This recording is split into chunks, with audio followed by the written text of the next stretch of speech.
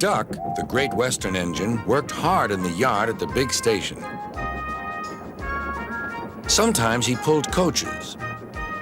Sometimes he pushed freight cars, but whatever the work, Duck got the job done without fuss. One day, Duck was resting in the shed when Sir Topham Hatt arrived. "Your work in the yard has been good. Would you like to have a branch line for your own?" "Yes, please, sir," replied Duck. So Duck took charge of his new branch line. The responsibility delighted him. The line runs along the coast by sandy beaches till it meets a port where big ships come in. Duck enjoyed exploring every curve and corner of the line. Sea breezes swirled his smoke high into the air, and his green paint glistened in the sunlight. "This is just like being on holiday," he puffed. "Well, you know what they say," laughed his driver. "A change is as good as a rest." Soon, Duck was busier than ever.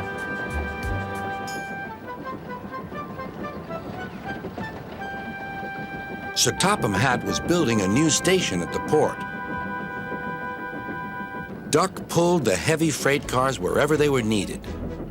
Bertie looked after Duck's passengers, and the other engines helped too, but the work took a long time. Noise and dust filled the air. "Don't worry," whistled Toby. "The station's nearly finished." "And on time, too," said Duck thankfully.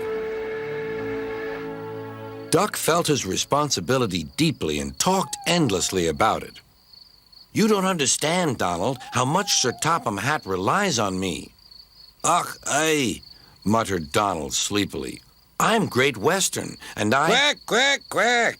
"What?" "Ye heard? Quack, quack, ye go. Sounds like ye'd an egg laid. Now wheesht and let an engine sleep." "Quack yourself," said Duck indignantly. Later, he spoke to his driver. "Donald says I quack, as if I'd laid an egg." "Quack, do you?" pondered his fireman. He whispered something to Duck and his driver. They were going to play a joke on Donald and pay him back for teasing Duck. The engines were busy for the rest of the day, and nothing more was said.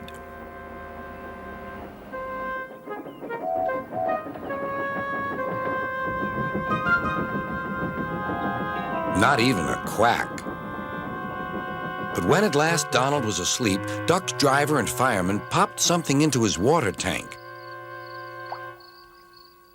Next morning, when Donald stopped for water, he found that he had an unexpected passenger aboard. A small white duckling popped out of his water tank. "Now, who's behind this?" laughed Donald. The duckling was tame. She shared the fireman's sandwiches and rode in the tender. The other engines enjoyed teasing Donald about her. Presently, she grew tired of traveling and hopped off at a station, and there she stayed. That night, Donald's driver and fireman got busy, and in the morning, when Duck's crew arrived to look him over, they laughed and laughed.